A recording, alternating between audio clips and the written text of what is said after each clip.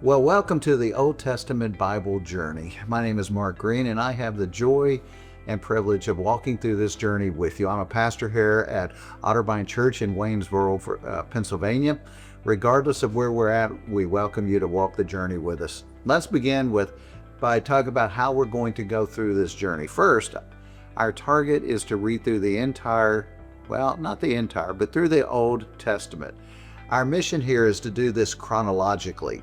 If you open your English Bible, you're going to see that the chapters and books are listed there in an order, but that order is not chronological. It's more put together by genre or focus, but our mission is to read the books in chronological order. What that means is the first few books are pretty much a good go there, but once we get to the Kings and Chronicles and Prophets and wisdom literature, those will begin to mix together.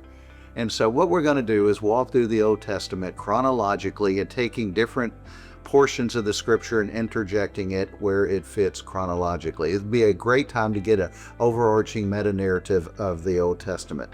Second, we're not going to read all 929 chapters. What we're going to do is pick about 250 chapters that capture the meta-narrative, the overarching story of the Old Testament.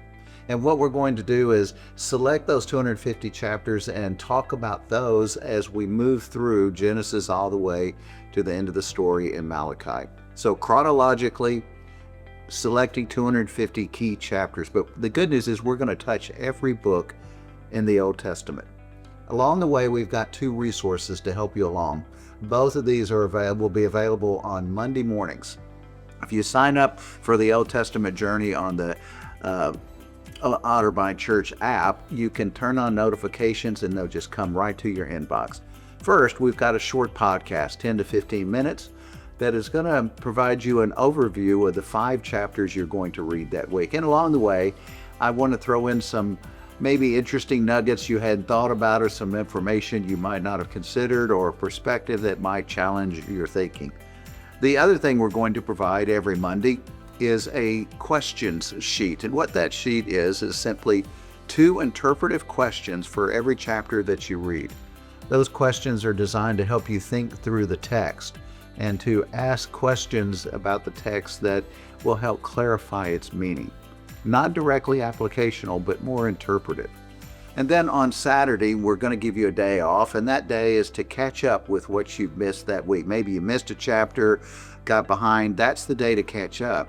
But it's also, in many ways, the most important day of the week. What we're going to ask you to do on Saturday is look through the readings for that week, the questions on the page that maybe you've responded to, and in union with Christ, ask Him, what is one application that you want me to pursue this week? What is a thing I need to change about the way I'm living or thinking, or a belief that I've held, or an attitude I need to bring into adjustment with you? Whatever it is, we're asking you to identify one application from that week's readings. And then finally, join us at church on Sunday as we gather to worship the Lord together.